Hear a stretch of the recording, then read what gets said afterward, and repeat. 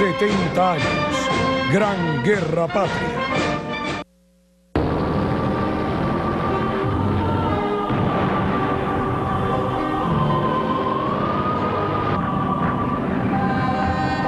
En 1939 comenzó la Gran Guerra. Sin embargo, no fue hasta 1941 que los nazis se lanzaron a la captura del ejército que derrotó a Napoleón un siglo atrás. 27 millones de soviéticos sufrieron el peor derramamiento de sangre en la historia. 5 años después, la rendición de Berlín y el suicidio de Hitler coronaron el inminente triunfo de los 500.000 soldados rusos que arremetieron contra los alemanes.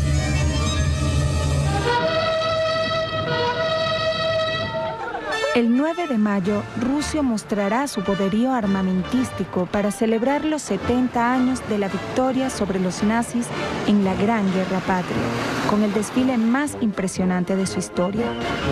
Sobre la Plaza Roja sobrevolarán los aviones y helicópteros más modernos de largo alcance, y por primera vez entrarán al Mar Negro buques de guerra de la Armada China en el marco de la celebración. La gran atracción promete ser el avanzado tanque T-14 Armata, que dispara tanto proyectiles balísticos como misiles guiados. A la celebración del Día de la Victoria en Moscú llegarán 27 mandatarios de países extranjeros, además del secretario general de la ONU, Ban Ki-moon, y la directora general de la UNESCO. No así la mayoría de los líderes occidentales, especialmente la canciller alemana, Angela Merkel, que no acudirán ese día por la fuerte presión ejercida por Washington, afianzando la evidente pretensión de corromper la conciencia patriótica rusa al cuestionar su papel en la Segunda Gran Guerra y su cruzada contra el fascismo. Un sondeo realizado por el Instituto Francés de Opinión Pública en los años 1945, 1994 y 2004 reveló que la percepción de cuál fue la nación que más contribuyó a vencer a la Alemania nazi en la Segunda Guerra se hizo reversible en un 57%, favoreciendo a Estados Unidos, usurpando así el primer lugar que ostentaba Rusia al final de la guerra. Recientemente, el presidente Vladimir Putin ha denunciado la presencia de nazis en el régimen de Kiev, con la venia de la Unión Europea, y ha sugerido reiteradamente que Estados Unidos es el sucesor del Tercer Reich.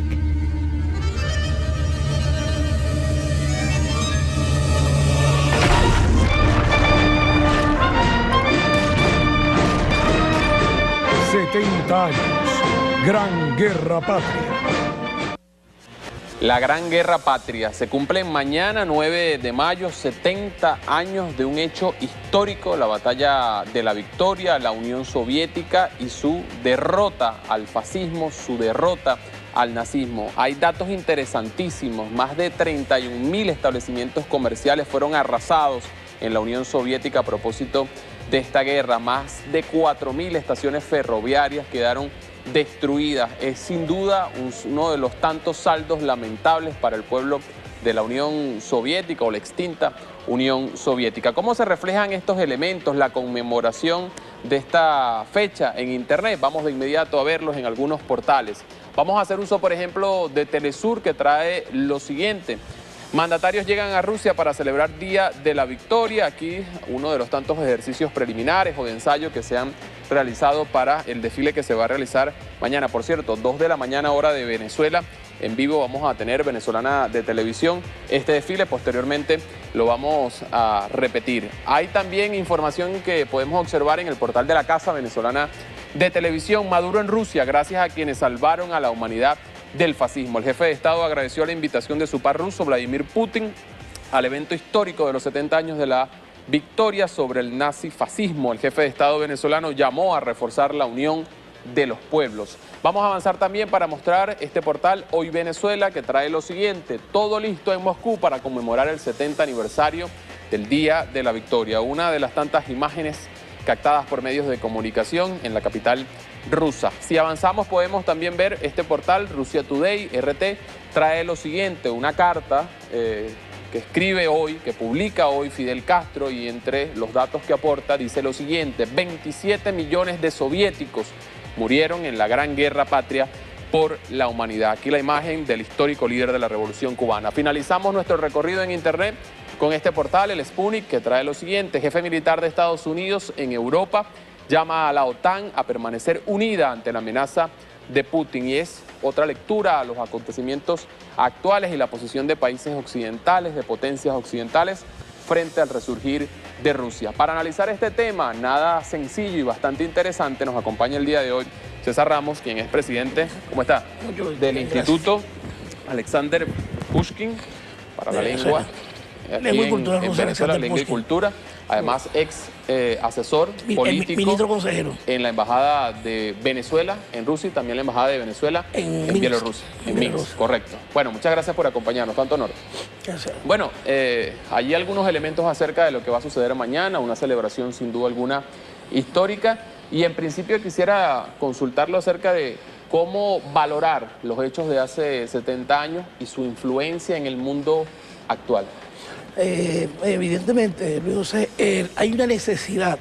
Hoy en el mundo se están haciendo intentos por reescribir la historia, intentos por tergiversar la historia e intentos por desconocer el valor, el heroísmo y los aportes que hizo el pueblo y el gobierno soviético y el Ejército Rojo en la victoria, en la lucha contra el fascismo, que condujo en un día como el de mañana, 9 de mayo, a la victoria definitiva, que fue la firma de la capitulación, a pesar de que la batalla de Berlín se había ganado el 3 de mayo de ese año, ¿no? Por la capitulación definitiva se firma el 9. Ante esos intentos de tergiversar la historia, nosotros debemos hoy reivindicar una vez más el sacrificio, las grandes pérdidas, como tú mismo señalabas.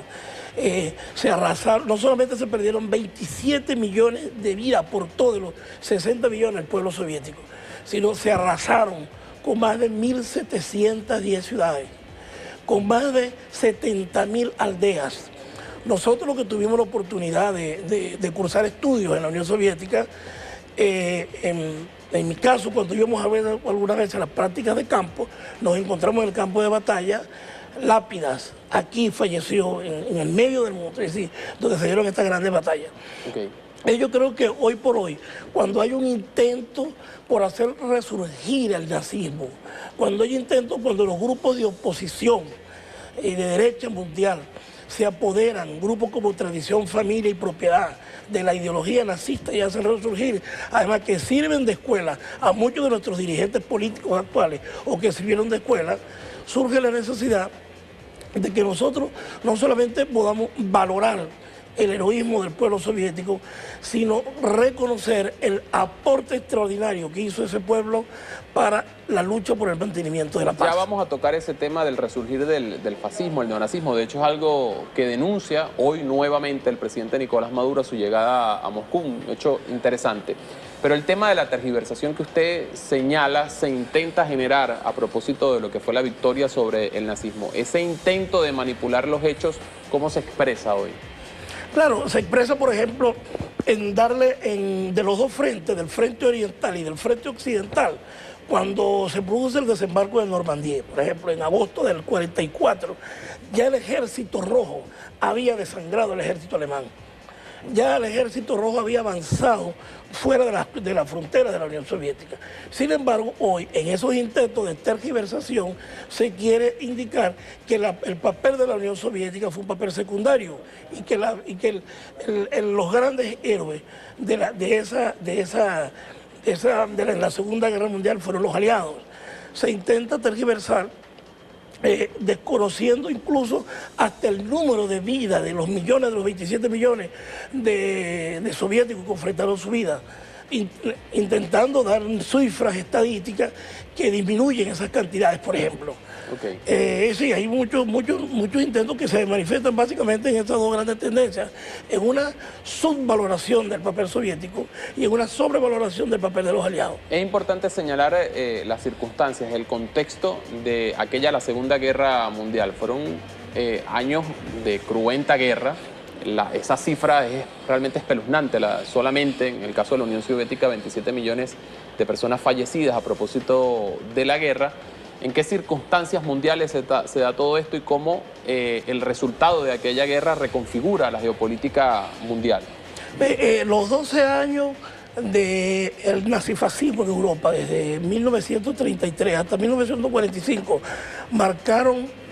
intentaron, vamos a decirlo así, marcar un intento de poner una ideología de la superioridad de los países nórdicos, de la raza aria, y contribuyó al desarrollo de una relación militarista. O sea, por una parte Japón y por otra parte Alemania, la Alemania nazi, que se expresaba no solamente en el desprecio de algunas minorías étnicas, a los gitanos, a los judíos, a los negros de Alemania, hablándose de la superioridad, sino que también se da en un contexto de una paz mundial casi que, digamos, de mucha inestabilidad mundial.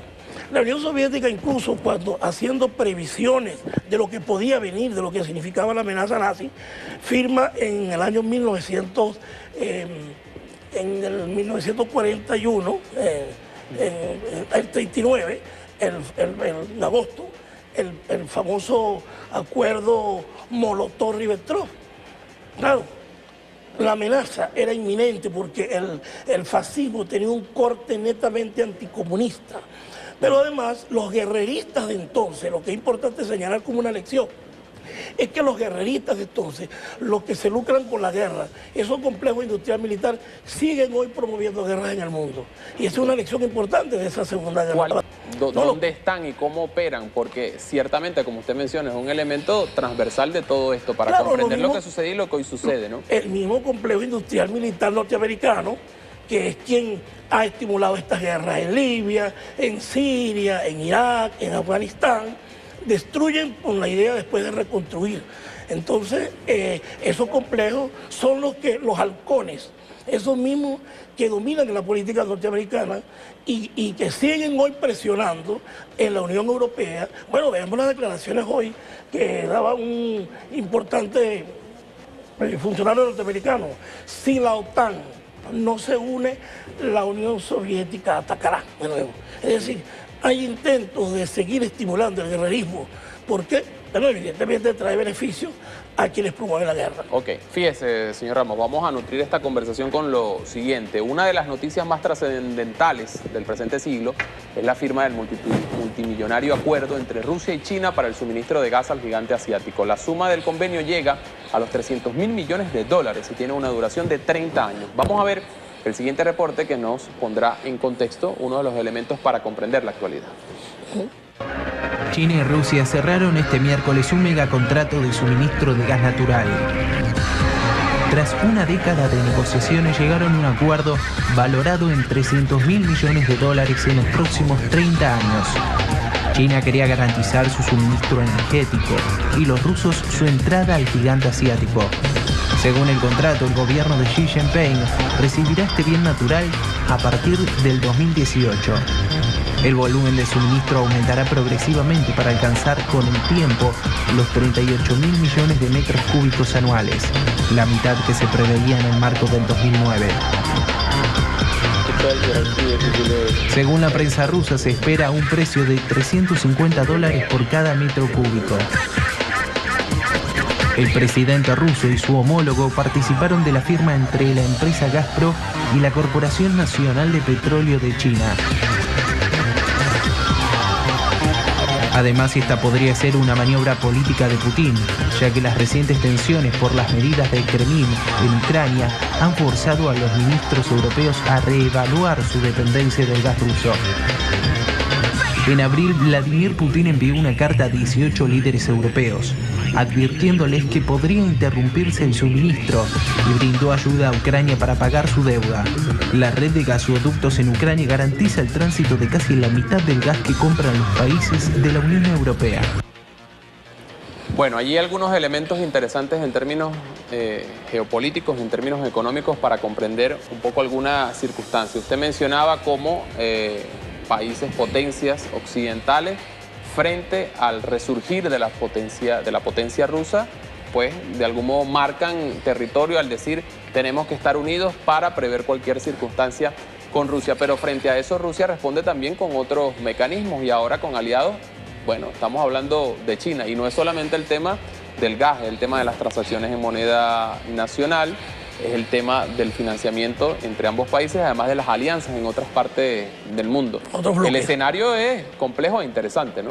Claro, evidentemente, hoy como señalaba el comandante Fidel Castro en su carta, Rusia y China hoy, con su poderío militar, con su poderío económico, con su poderío científico-tecnológico, y en una alianza estratégica como se ha ratificado con esta firma de convenio, son los garantes del mantenimiento de la paz en el mundo hoy. Y lo sabemos, no solamente porque ocupan posiciones en el Consejo de Seguridad, sino porque juntos constituyen una de las más grandes evidencias del mundo de la marcha hacia la multipolaridad, que es parte de la política exterior venezolana. Entonces, yo creo que a Europa, con las sanciones que impuso a Rusia a raíz del conflicto de Ucrania, ha hecho que Rusia vuelque su mirada con mucho más rapidez, una mirada que estaba ya, digamos, en la perspectiva, pero se acelera la mirada hacia Oriente. Esa alianza entre esos dos grandes gigantes es una alianza no para ir contra terceros, es una alianza de un compromiso solidario, es otra visión del mundo, que es otra concepción que aparece en la política exterior, donde además ambos países reivindican el papel fundamental de las Naciones Unidas después de esta Segunda Guerra Mundial, después de la victoria soviética sobre el fascismo, el papel que debe jugar cada vez más la Carta de las Naciones Unidas como un espacio como el foro que debe garantizar la paz en el mundo. Comprendiendo estos elementos, el rol que hoy juega Venezuela en materia de política exterior, ¿es el rol a su juicio correcto?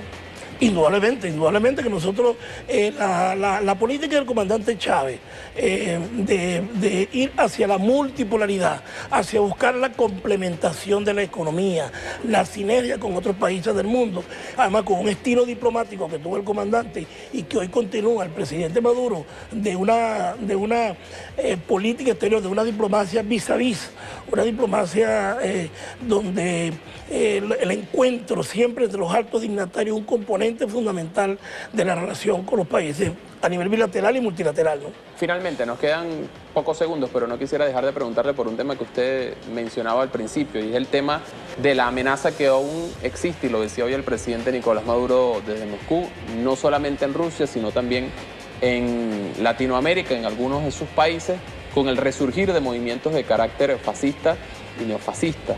De la experiencia que nos deja la Gran Guerra Patria de hace 70 años, ¿qué debemos comprender e interpretar para frenar el avance de cualquier tipo de movimiento de esas características en Latinoamérica y particularmente, hay que decirlo, en nuestro país, ¿no? El resurgir de los movimientos neonazis, del fascismo, lo estamos viendo en el caso del Maidán en Ucrania. Los métodos de lucha, las formas que y quienes hoy detentan el poder en Ucrania son los grupos de Stepan Bandera, un gran aliado del fascismo durante la Segunda Guerra Mundial. Y sus seguidores hoy son los que tienen prácticamente el poder allí. Pero en Venezuela también hemos tenido expresiones, las expresiones de la guarimba, estos métodos incluso de utilizar métodos crueles, criminales, que nos indican que hay elementos de ese resurgir. Entonces, yo creo que el presidente Maduro lo decía, hoy más que nunca los pueblos del mundo deben unirse en bloque para poder enfrentar esa amenaza que hoy reaparece en el mundo y que detenta la humanidad. Creo que esa es la vía, la unión de los pueblos. Muy bien. Integración, más unión.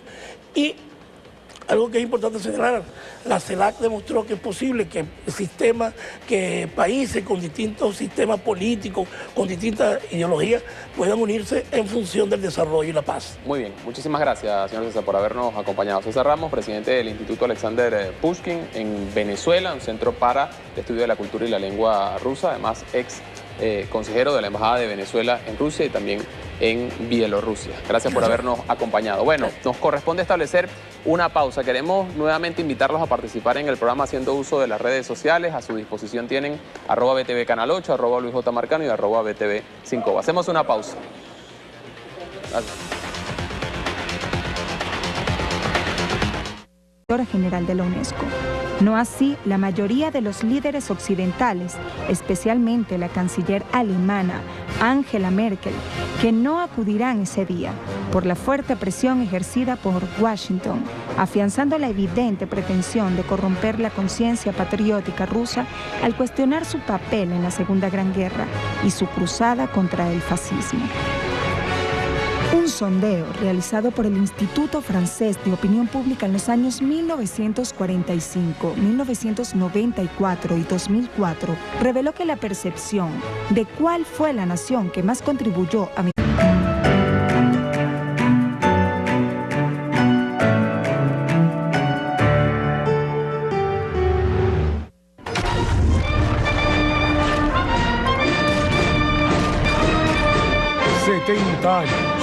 Gran Guerra Patria.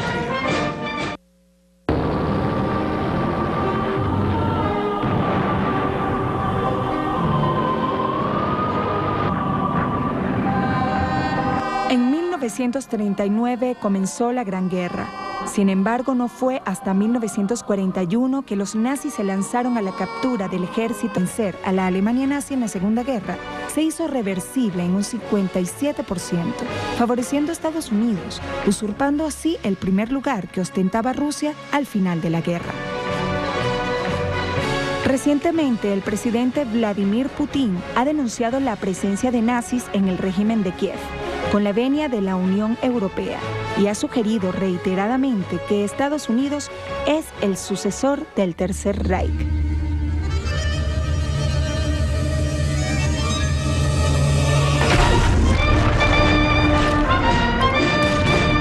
Nazis en la Gran Guerra Patria, con el desfile más impresionante de su historia.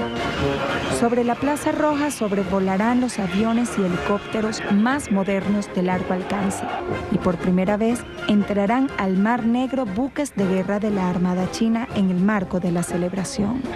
La gran atracción promete ser el avanzado tanque T-14 Armata, que dispara tanto proyectiles balísticos como misiles guiados. A la celebración del Día de la Victoria en Moscú llegarán 27 mandatarios de países extranjeros, además del secretario general de la ONU, Ban Ki-moon, y la directora que derrotó a Napoleón un siglo atrás. 27 millones de soviéticos sufrieron el peor derramamiento de sangre en la historia. 5 años después, la rendición de Berlín y el suicidio de Hitler coronaron el inminente triunfo de los 500.000 soldados rusos que arremetieron contra los alemanes.